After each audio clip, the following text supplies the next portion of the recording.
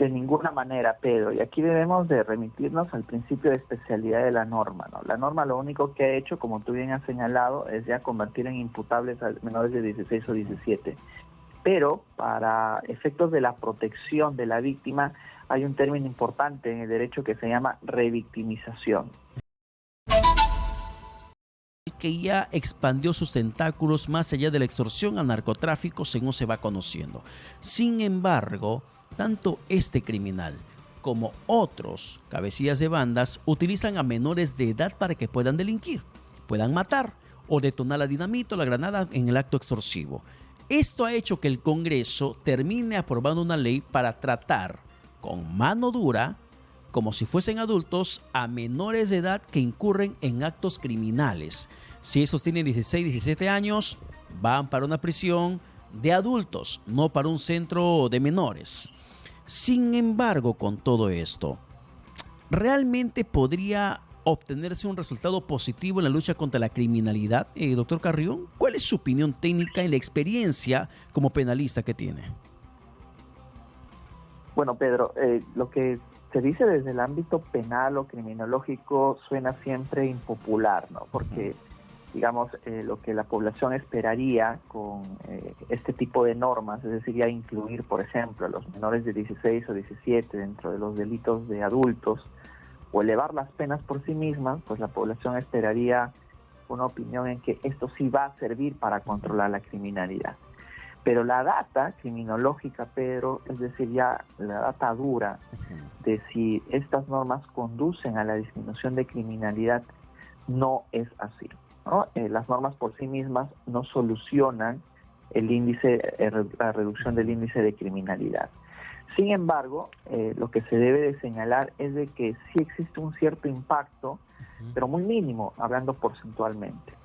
Ahora bien, puede esta persona, digamos, quienes inducen o dan órdenes a menores, responder por los delitos de los menores de edad? Pues por supuesto, es decir, el sicario, quien mata a otra persona, quien roba con violencia y es menor de edad, esos hechos, Pedro, los asume de manera directa quien emite la orden. En derecho penal se llama autoría mediata, ¿verdad? Sin embargo, ahora lo que intenta el Congreso de la República es que el propio menor de 16 o 17 años cumpla también una sanción como mayor de edad. En este caso específico que estamos comentando, si el MOUS o alguna otra organización criminal utiliza menores de edad, pues ya estaríamos frente a una norma vigente, Pedro, nos guste o no, y que el juez competente que pueda dictar alguna medida, ya sea de detención preliminar o prisión preventiva, podría ya el día de hoy aplicarla y enviar a los menores de 16 o 17 a un penal de adultos. Sin embargo, también debemos de recordar que existe posturas por parte del propio Poder Judicial, Pedro, y también el Ministerio Público, que han cuestionado esta norma, desde la presidencia del Poder Judicial, por ejemplo, y que van a presentar un recurso de inconstitucionalidad. Y eso de alguna manera ya predispone a los jueces a la no aplicación de esta norma, es decir, a realizar un control desconcentrado de la constitucionalidad y decir, bueno, entre la Constitución que señala que solo los mayores de 18 responden por normas o por el Código Penal, pues entonces en el caso en concreto podría dejar de aplicarla. Ese, digamos, es el contexto a tu pregunta, Pedro. Claro, y ahí va justamente otra preocupación, que la gente quiere identificar en redes sociales a los menores que estarían cometiendo delitos, pero ahí va una norma que protege la identidad de un menor de edad, aunque sea un infractor, aunque haya cometido un delito. Mientras sea menor de edad, no se puede exponer el rostro. Sin embargo, doctor Carrión, la ley aprobada en el Congreso y promulgada por el gobierno sin chistar, sin observar, termina finalmente facilitando para exponer el rostro de los menores que delinquen de 16 y 17 años. No necesariamente, Pedro. Lo único que ha legislado el Congreso es acerca de la incorporación de los menores de 16 y 17 al Código Penal, es decir, a la responsabilidad penal. Pero las demás normas que protegen al menor, ya sea, por ejemplo, su imagen, ¿verdad?, su reputación, siempre están vigentes. Es decir, la policía, por más que identifique a un sicario de 17 o 16 años, no puede, a partir de la norma aprobada por el Congreso, exponerlos. ¿verdad? Ponerlos Ya. con chaleco, detenidos y hacerlos desfilar incluso por el frontis de la comisaría o de la entidad en la que se Como lo encuentre. hace con un De adulto. hecho, Pedro, el Tribunal Constitucional ha señalado de que eso no debía, que eso está prohibido para todos. Es decir, Ya. que nadie puede exponer a una persona frente a las cámaras o en público, más aún cuando existe la presunción de inocencia. Pero se lo hace. La policía captura, Lo hace. interviene, detiene a alguien, lo lleva, lo muestra ante la prensa, los exhibe con chaleco de detenidos del área correspondiente, robos, homicidios, dirinquis, lo que tenga que decir el chaleco. Eso hace la policía. La ley aprobada, le reitero la pregunta en ese sentido para ahondar y precisar mucho más.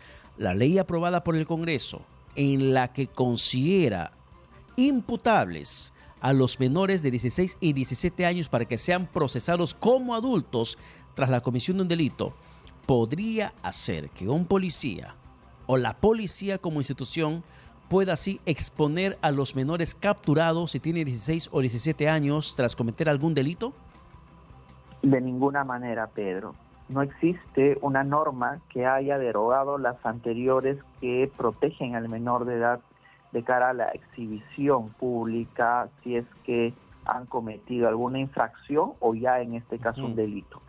Para ello tendría que haber una norma específica que complemente esta de la que estamos comentando, de cara a permitir que la policía o cualquier órgano persecutor pueda exhibir a un menor de edad. Pero es que eso tampoco está permitido para los mayores de edad, a pesar que, como tú dices, es costumbre hacerlo.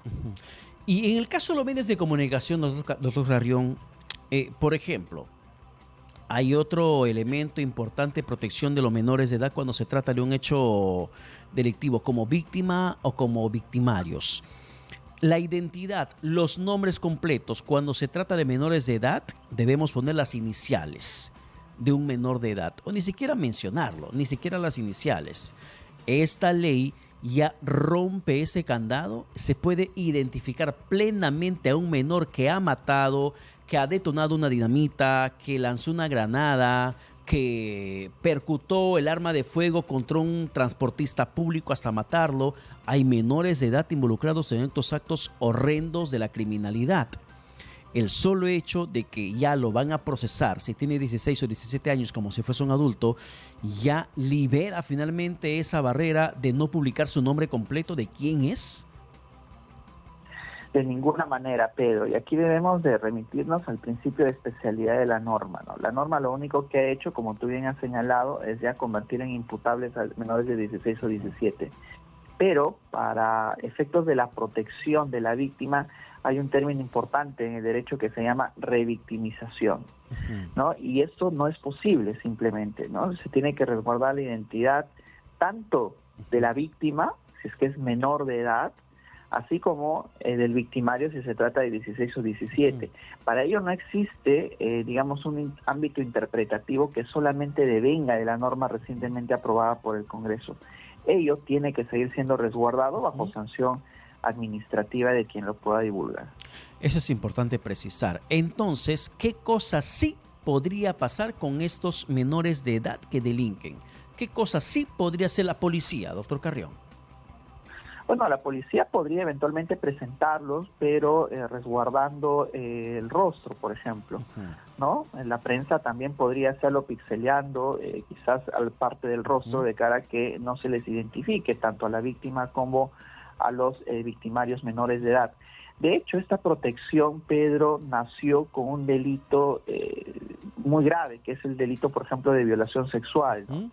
Es uno de los delitos que por sí mismo protege la identidad de la víctima para evitar la revictimización, pero de ahí se fue extendiendo también a todos los demás delitos, ¿no? Incluyendo delitos de robo, etcétera, cuando la víctima es menor de edad. Así es que no existe, al menos al día de hoy, una posibilidad, salvo se dé una norma expresa en este sentido, pero estoy seguro que de proponer la constitucionalidad siempre sería el Congreso de la República quien se mantenga en la postura inicial de la imposibilidad de mostrar los rostros de menores de edad o identificarlos. Y dentro de esta norma, ¿qué es lo que aún le alcanza como protección a los menores de edad? Porque si bien es cierto, van a ser tratados como si fuesen criminales adultos, sin embargo, la ley aún los protege, los ampara en ciertos aspectos.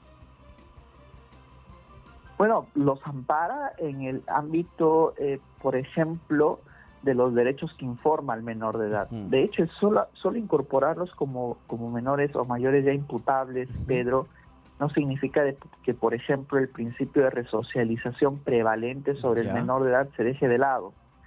Si el juez va a evaluar una eventual sentencia, por ejemplo, en contra de un menor, pues esa sentencia tendría que tener en consideración para la medición de la pena, por ejemplo, la edad, el principio de resocialización y sobre todo cómo este menor tendría o no la oportunidad de reinsertarse nuevamente a la sociedad.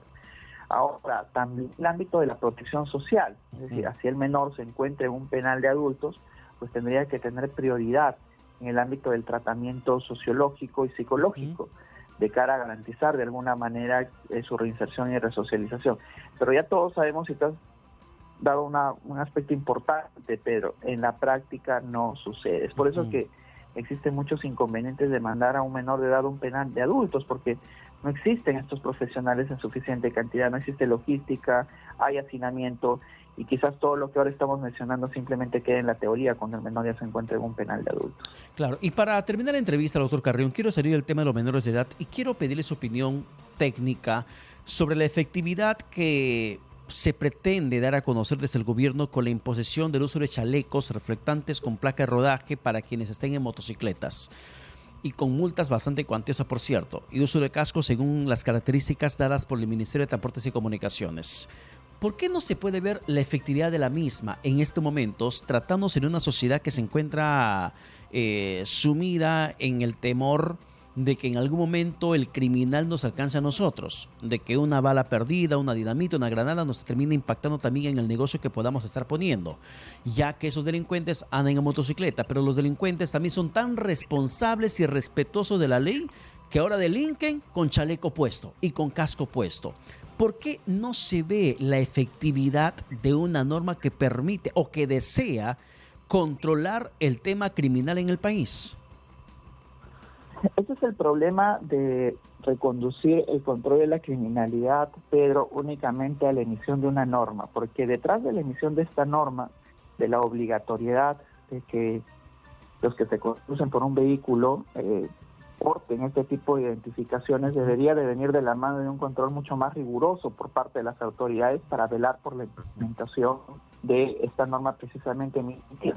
Vemos incluso de que ya habiendo ordenado de que todos puedan tener una identificación más sensible, simplemente se siguen cometiendo delitos y tampoco es posible identificarlos a pesar de esta norma de quiénes son los que efectivamente lo cometen. Así es que yo creo que la norma por sí misma no lo va a solucionar, sino un adecuado control. ¿Por quiénes? Bueno, en esta parte, quienes deben de realizar ese efectivo control son los de la Policía Nacional del Perú.